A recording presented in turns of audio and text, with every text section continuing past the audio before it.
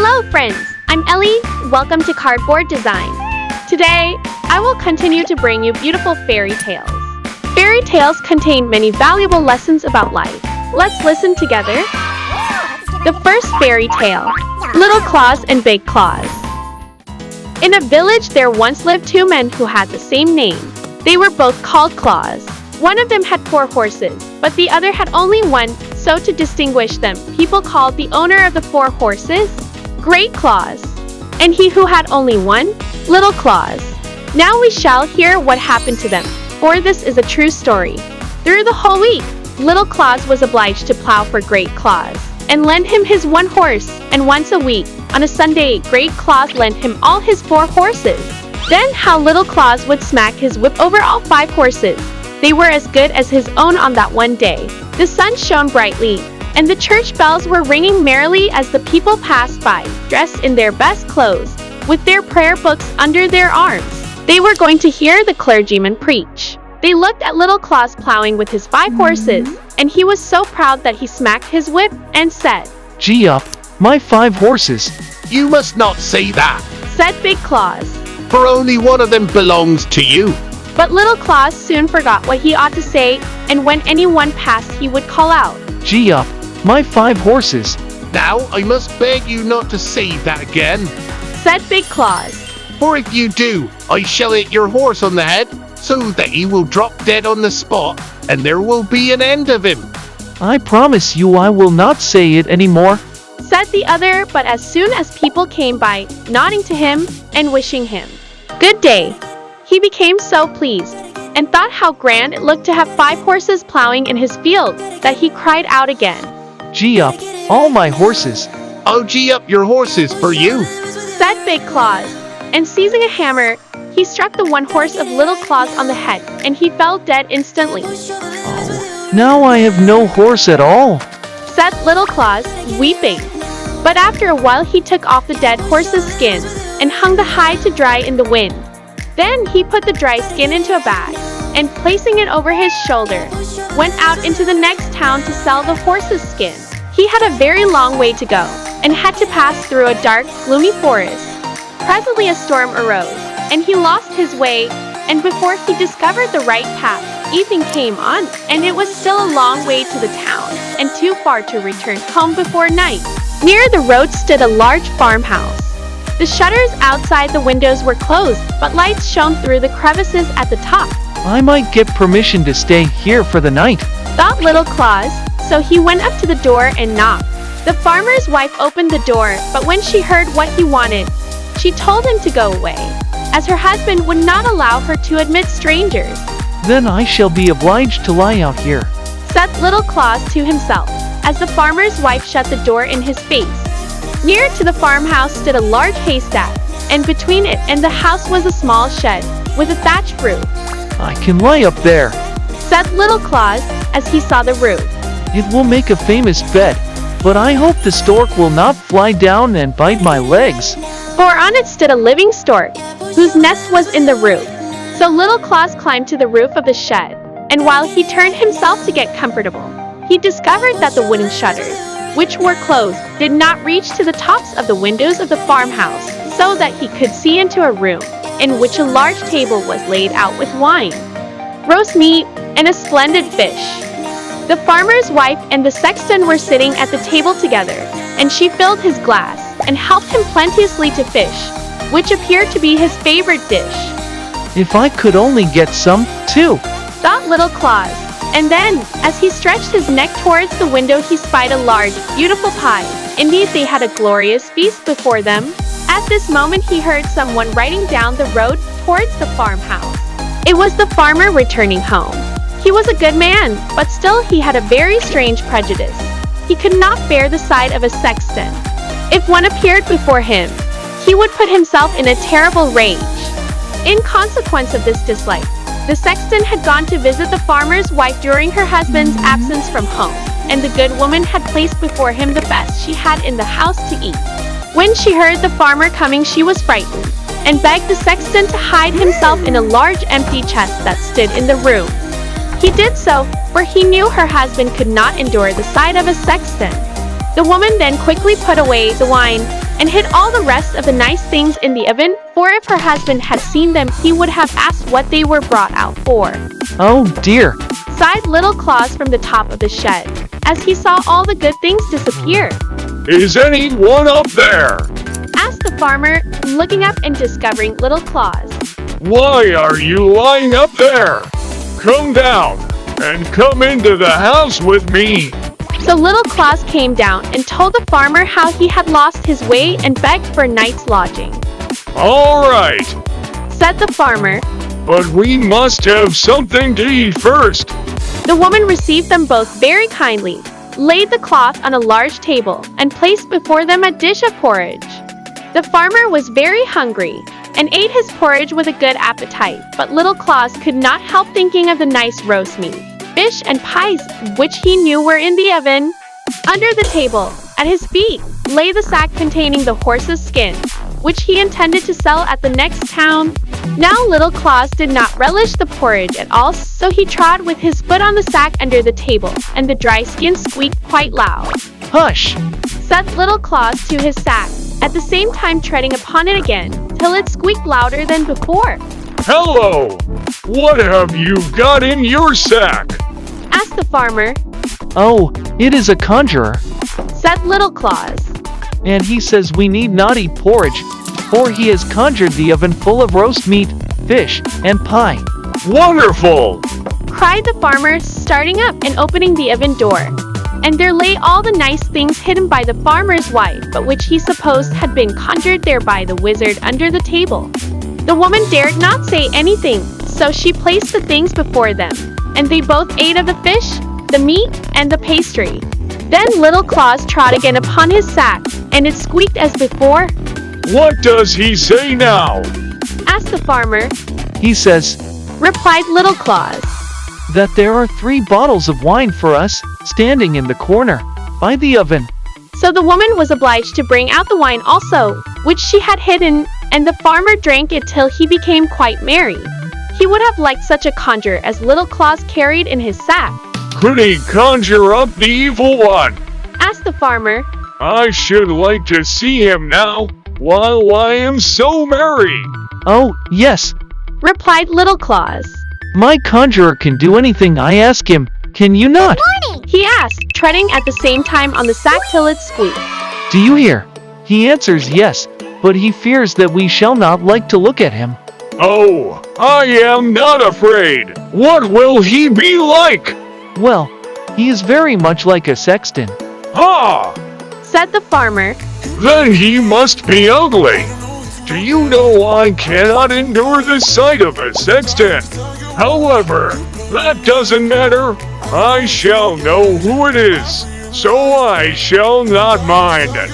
Now, then, I have got up my courage, but don't let him come too near me. Stop, I must ask the conjurer. Said Little Claus. So he trod on the bag, and stooped his ear down to listen. What does he say? Say?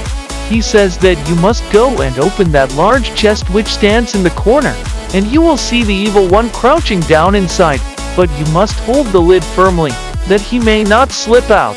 Will you come and help me hold it? Said the farmer, going towards the chest in which his wife had hidden the sexton, who now lay inside, very much frightened. The farmer opened the lid a very little way, and peeped in. Oh! Cried he, springing backwards. I saw him, and he is exactly like our sexton. How dreadful it is! So after that he was obliged to drink again, and they sat and drank till far into the night. You must sell your conjurer to me. Said the farmer. Ask as much as you like. I will pay it. Indeed, I would give you directly a whole bushel of gold. No, indeed, I cannot. Said Little Claus. Only think how much profit I could make out of this conjurer.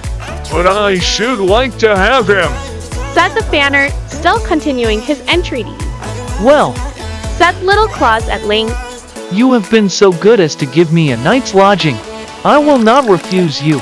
You shall have the conjurer for a bushel of money, but I will have quite full measure. So you shall. Said the farmer. but you must take away the chest as well. I would not have it in the house another hour. There is no knowing if he may not be still there. So Little Claus gave the farmer the sack containing the dried horse's skin, and received in exchange a bushel of money full measure. The farmer also gave him a wheelbarrow on which to carry away the chest and the gold. Farewell. Said Little Claus, as he went off with his money and the great chest, in which the sexton lay still concealed.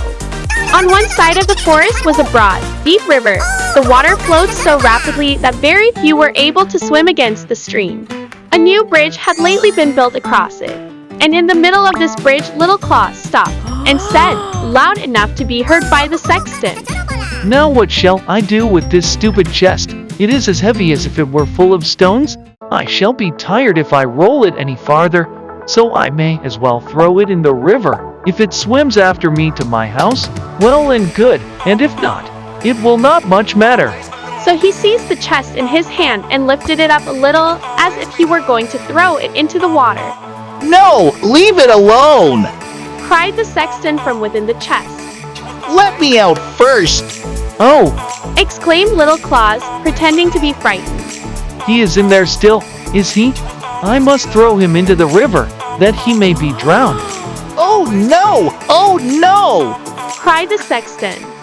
I will give you a whole bushel full of money if you will let me go! Why, that is another matter. Said Little Claus, opening the chest. The sexton crept out, pushed the empty chest into the water, and went to his house. Then he measured out a whole bushel full of gold for Little Claus, who had already received one from the farmer, so that now he had a barrow full. I have been well paid for my horse. Said he to himself when he reached home, entered his own room, and emptied all his money into a heap on the floor. How vexed Great Claus will be when he finds out how rich I have become all through my one horse. But I shall not tell him exactly how it all happened. Then he sent a boy to Great Claus to borrow a bushel measure. What can he want it for? Thought Great Claus, so he smeared the bottom of the measure with tar, that some of whatever was put into it might stick there and remain. And so it happened, for when the measure returned, 3 new silver florins were sticking to it. What does this mean? Said Great Claus, so he ran off directly to Little Claus and asked, Where did you get so much money? Oh, for my horse's skin. I sold it yesterday. It was certainly well paid for then. Said Great Claus, and he ran home to his house, seized a hatchet, and knocked all his 4 horses on the head, laid off their skins, and took them to the town to sell. Skins, skins, who'll buy skins? He cried as he went through the streets. All the shoemakers and tanners came running and asked how much he wanted for them. A bushel of money for each. Replied Great Claus. Are you mad? They all cried. Do you think we have money to spend by the bushel? Skins, skins, He cried again. who'll buy skins? But to all who inquired the price, his answer was, a bushel of money. He is making fools of us. Said they all. Then the shoemakers took their straps, and the tanners their leather aprons, and began to beat Great Claus. Skins, skins! They cried, mocking him. Yes, we'll mark your skin for you, till it is black and blue. Out of the town with him! Said they. And Great Claus was obliged to run as fast as he could. He had never before been so thoroughly beaten. Oh, Said he, as he came to his house. Little Claus shall pay me for this. I will beat him to death. Meanwhile, the old grandmother of Little Claus died. She had been cross, unkind, and really spiteful to him, but he was very sorry, and took the dead woman and laid her in his warm bed to see if he could bring her to life again. There he determined that she should lie the whole night, while he seated himself in a chair in a corner of the room as he had often done before. During the night, as he sat there, the door opened, and in came Great Claus with a hatchet. He knew well where Little Claus's bed stood, so he went right up to it and struck the old grandmother on the head, thinking it must be Little Claus. There, Cried he, now you cannot make a fool of me again. and then he went home. That is a very wicked man. thought Little Claus. He meant to kill me. It is a good thing for my old grandmother that she was already dead, or he would have taken her life. Then he dressed his old grandmother in her best clothes, borrowed a horse of his neighbor, and harnessed it to a cart. Then he placed the old woman on the back seat, so that she might not fall out as he drove, and rode away through the wood. By sunrise they reached a large inn, where Little Claus stopped and went to get something to eat. The landlord was a rich man, and a good man too, but as passionate as if he had been made of pepper and snuff. Good morning. Said he to Little Claus. You are come betimes today. Yes, Said Little Claus. I am going to the town with my old grandmother. She is sitting at the back of the wagon, but I cannot bring her into the room. Will you take her a glass of mead? But you must speak very loud, for she cannot hear well. Yes, certainly I will. Replied the landlord, and pouring out a glass of mead, he carried it out to the dead grandmother, who sat upright in the cart. Here is a glass of mead from your grandson. Said the landlord. The dead woman did not answer a word, but sat quite still. Do you not hear? Cried the landlord as loud as he could. Here is a glass of mead from your grandson. Again and again he bawled it out, but as she did not stir he flew into a passion, and threw the glass of mead in her face. It struck her on the nose, and she fell backwards out of the cart, for she was only seated there, not tied in. Hello, Cried Little Claus, rushing out of the door, and seizing hold of the landlord by the throat. you have killed my grandmother. See, here is a great hole in her forehead. Oh, how unfortunate. Said the landlord, wringing his hands. This all comes of my fiery temper. Dear Little Claus, I will give you a bushel of money. I will bury your grandmother as if she were my own. Only keep silent, or else they will cut off my head, and that would be disagreeable. So it happened that Little Claus received another bushel of money, and the landlord buried his old grandmother as if she had been his own. When Little Claus reached home again, he immediately sent a boy to Great Claus, requesting him to lend him a bushel measure. How is this? Thought Great Claus. Did I not kill him? I must go and see for myself. So he went to Little Claus, and took the bushel measure with him. How did you get all this money? Asked Great Claus, staring with wide open eyes at his neighbor's treasures. You killed my grandmother instead of me, Said Little Claus. so I have sold her for a bushel of money. That is a good price at all events. Said Great Claus. So he went home, took a hatchet, and killed his old grandmother with one blow.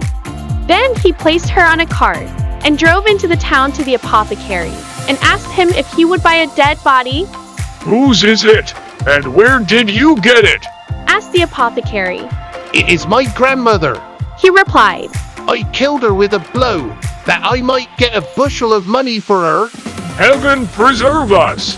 Cried the apothecary. You are out of your mind.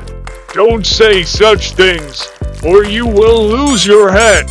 And then he talked to him seriously about the wicked deed he had done, and told him that such a wicked man would surely be punished. Great Claus got so frightened that he rushed out of the surgery, jumped into the cart, whipped up his horses, and drove home quickly. The apothecary and all the people thought him mad, and let him drive where he liked. You shall pay for this. Said Great Claus, as soon as he got into the high road. That you shall, Little Claus. So as soon as he reached home, he took the largest sack he could find and went over to Little Claus. You have played me another trick. Said he. First, I killed all my horses, and then my old grandmother, and it is all your fault, but you shall not make a fool of me anymore. So he laid hold of Little Claus round the body, and pushed him into the sack, which he took on his shoulders, saying, Now I'm going to drown you in the river. He had a long way to go before he reached the river, and Little Claus was not a very light weight to carry. The road led by the church, and as they passed he could hear the organ playing and the people singing beautifully. Great Claus put down the sack close to the church door, and thought he might as well go in and hear a psalm before he went any farther. Little Claus could not possibly get out of the sack, and all the people were in church, so in he went. Oh dear, Sighed Little Claus in the sack, as he turned and twisted about, but he found he could not loosen the string with which it was tied. Presently an old cattle driver, with snowy hair, passed by carrying a large staff in his hand, with which he drove a large herd of cows and oxen before him. They stumbled against the sack in which lay Little Claus, and turned it over. Oh dear, Sighed Little Claus. I am very young, yet I am soon going to heaven. And I, poor fellow, Said the drover. I who am sold already, cannot get there. Open the sack, Cried Little Claus. creep into it instead of me, and you will soon be there. With all my heart. Replied the drover, opening the sack, from which sprang Little Claus as quickly as possible. Will you take care of my cattle? Said the old man, as he crept into the bag. Yes, Said Little Claus, and he tied up the sack, and then walked off with all the cows and oxen. When Great Claus came out of church, he took up the sack and placed it on his shoulders. It appeared to have become lighter, for the old drover was not half so heavy as Little Claus. How light he seems now? Said he. Oh, it is because I have been to a church.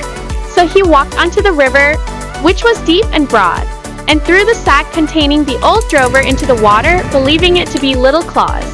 There you may lie. He exclaimed. You will play me no more tricks now. Then he turned to go home, but when he came to a place where two roads crossed, there was Little Claus driving the cattle. How is this? Said Great Claus. Did I not drown you just now? yes, Said Little Claus. you threw me into the river about half an hour ago. But wherever did you get all these fine beasts? Asked Great Claus. These beasts are sea cattle. Replied Little Claus. I'll tell you the whole story. And thank you for drowning me. I am above you now. I am really very rich.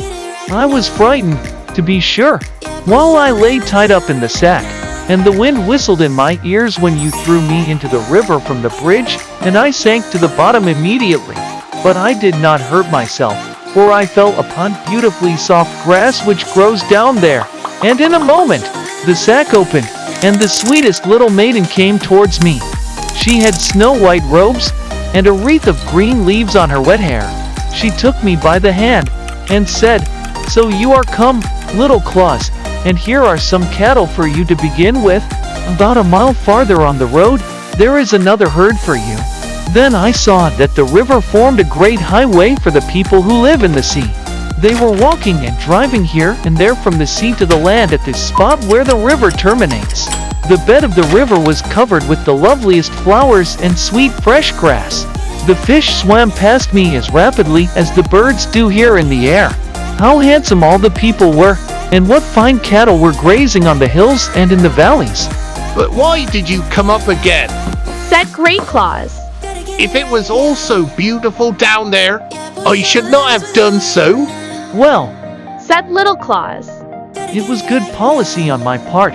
You heard me say just now that I was told by the sea maiden to go a mile farther on the road, and I should find a whole herd of cattle. By the road she meant the river, for she could not travel any other way. But I knew the winding of the river, and how it bends, sometimes to the right and sometimes to the left, and it seemed a long way. So I chose a shorter one, and, by coming up to the land, and then driving across the fields back again to the river, I shall save half a mile, and get all my cattle more quickly. What a lucky fellow you are. Exclaimed Great Claus. Do you think I should get any sea cattle if I went down to the bottom of the river? Yes, I think so. Said Little Claus. But I cannot carry you there in a sack. You are too heavy. However, if you will go there first, and then creep into a sack, I will throw you in with the greatest pleasure. Thank you. Said Great Claus.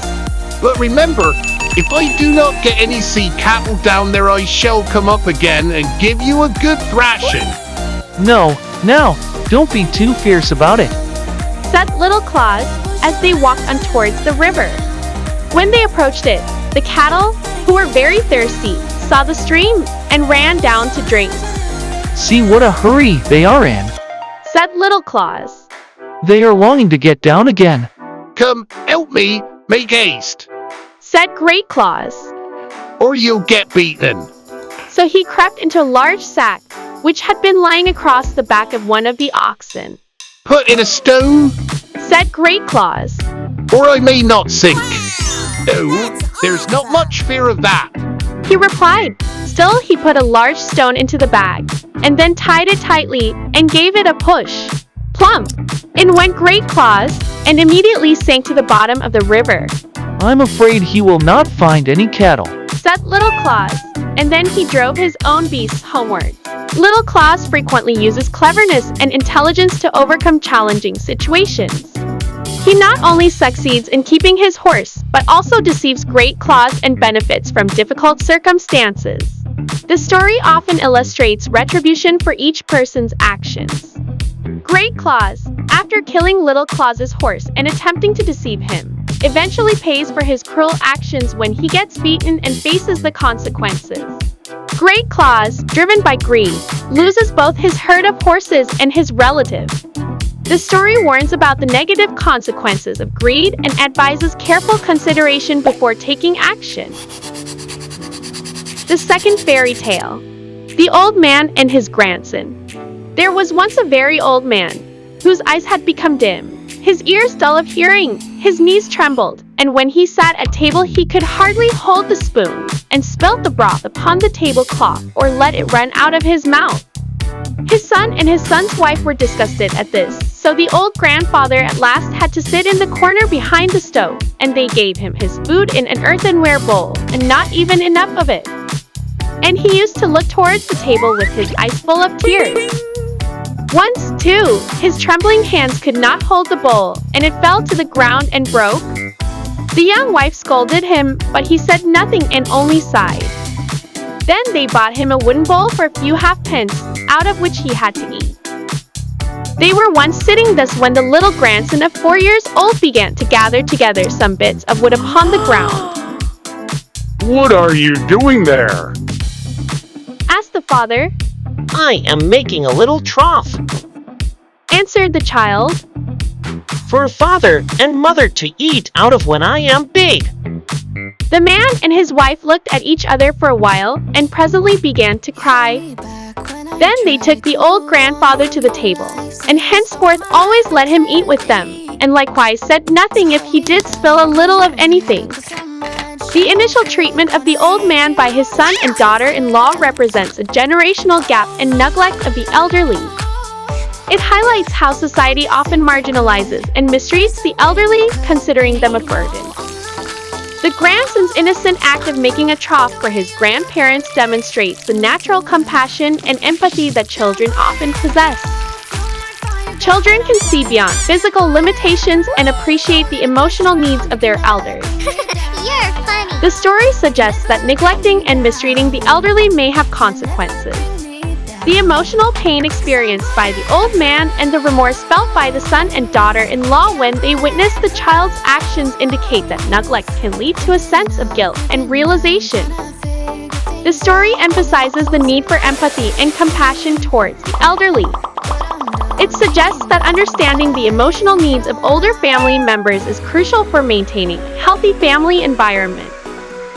In essence, the story encourages reflection on how society, and families in particular, treat their elderly members. It underscores the significance of compassion, empathy, and unity within the family structure. The story ends here. Have you learned any lessons from the fairy tales I told? They are so meaningful, aren't they? I will come back tomorrow to bring you beautiful fairy tales. Bye-bye!